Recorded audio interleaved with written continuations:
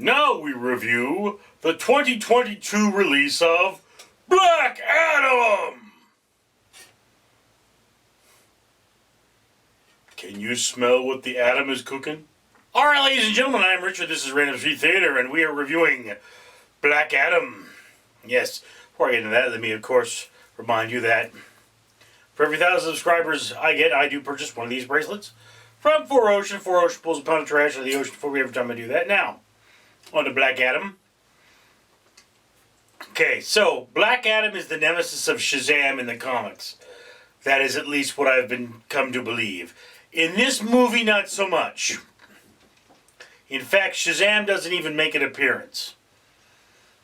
What you do have is, Black Adam used to be a dude. Now he's a super powerful superhero, or super being. I don't know if you'd call him a hero. But he was put to sleep for some reason or other, and he's been woken up in a time of horrible turmoil where dudes in black uniforms with machine guns are out there roughing up the average civilian. Okay, so for some reason his awakening causes the Discount Justice League, it's like the Justice Society or something, led by Amanda Waller, to come and juke with him. You know, again, I don't want to get into spoilers, and I have to be completely honest with you, this movie floats on The Rock's charisma. I mean, Dwayne "The Rock" Johnson, he's an awesome guy, he's fun to watch, he's got great screen personality, and you're with him the entire time. He's out there killing baddies, and they're baddies that need killing. And during the course of the movie, he learns that sometimes you don't kill the baddies because you need information from them. It is purely a logical concept that when you kill all the baddies, you can't find out where their secret lair was because there's no one left to drop from a great height and ask, you know. So this is the thing about baddies. Now, again, we must ask ourselves the question, what is wrong with these just ass people? Because they walk up to Black Adam and they're like, submit or die! Like, when you come up to people like that, they generally don't like you. Don't come up that way. People will even if they're in the wrong, they'll naturally fight you. You know, it's like I remember there was one time I needed my paycheck to buy pain medication because I had my wisdom teeth out. I needed to fill my prescription, and I'm like, yeah, I ain't coming to work unless I get paid. And, oh, you threatening us? It's like, dude, I can't. I literally can't. Oh, well, that's different. So it's like, you know, look, even when people, they were in the wrong, my paycheck was late, they owed it to me, it should have been like, oh, you want your paycheck? Here it is. But it's how they came at me. And how they come at Black Adam is really just wrong. I mean, at the end of the day, he may be a dude with superpowers. He is still a dude. And how you come at him is going to make a difference on how he comes at you. So that's the kind of thing about this. Now, that may not be a bad thing. You may consider the just ass people to be, you know, not the best superheroes. They're working with Amanda Waller, after all. But one of them happens to be Dr. Fate. So Dr. Fate should know better. And while we're at it, you know, there's Dr. Fate, Hawkman, and some people I don't remember. I think one of them was called the Atom Smasher, and he's like this universe's version of Ant-Man. So, you know, that's who he is. But you never really get to know these characters. They're not the focus of the movie.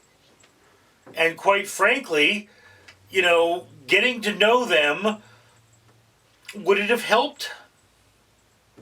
I don't know. Really what they've done here is they've taken two movies and smashed them together. They were two probably kind of short movies. The first one where we should have gotten essentially the story of Black Adam and the people chasing after Black Adam, and then how they interact and conflict with him. Okay, but there's a point where that conflict is over, and there's pretty much a, just a well, yeah, we think we done it moment. And then they find out, no, you didn't. And, so there you are. And then there's some more movie. All right? So if they had sacrificed that additional climax for, some more character building, I guess it would have been a good thing. But, once again, this is the world of comic books. It's really difficult to get those characters together. And, some of them are some really powerful or heavy history characters that, you just don't know. I mean, I don't think I've ever seen an African American Hawkman before. And, I mean, it could be in the comics. It certainly worked just fine. But Hawkman normally is an Egyptian or thinks he's Egyptian, so he should have been more Egyptian as opposed to just African. But, I mean, there's nothing wrong with that. I think normally he's played by a white guy, which is far less in tune with the character, if you ask me. But I don't know the comics. So it's like Nick Fury has been played by David Hasselhoff at times. And I can't comment on that interpretation because I don't think I've seen it. But anyway, so again, there's a lot of character to unpack there, and they just say that, look, we're not dealing with it. There could have been a dossier scene where they just exposition dump all over you and say, this is Dr. Fate and here's his powers, and here's Hawkman and his powers, and here's the Atom Smasher and here's his powers. But, they really don't do a lot of that, okay? And then there is a Henry Cavill Superman cameo in this movie. And yeah, I mean, look, there's a lot of super slow-mo in this movie, a couple of funny moments, and overall, it's just an entertaining movie. I have to admit, I'm not going to pick it apart, I'm not going to think about it, I'm not going to say, oh, this is a groundbreaking movie, but it does belong high on your watch list because it's sheer entertainment, and it's bad guys getting their comeuppance, and we kind of need that right now. So yeah, Black Adam gets 2 thumbs up. Great movie. Always loved The Rock. He's the man. And whatever he's cooking, you can bet it's going to be delicious. But that's just my opinion. I'd love to hear yours down in the comments below. I, of course, am Richard. Salutations, plebeians! It is I, Stephen Miller, emissary and advisor to his dark orange lordship and the real President Donald Trump, reminding you to comment on and like this video, subscribe if you haven't already, or I will suck out your eyes and feed them to my 2 tarantulas, Meredith and Red Pig!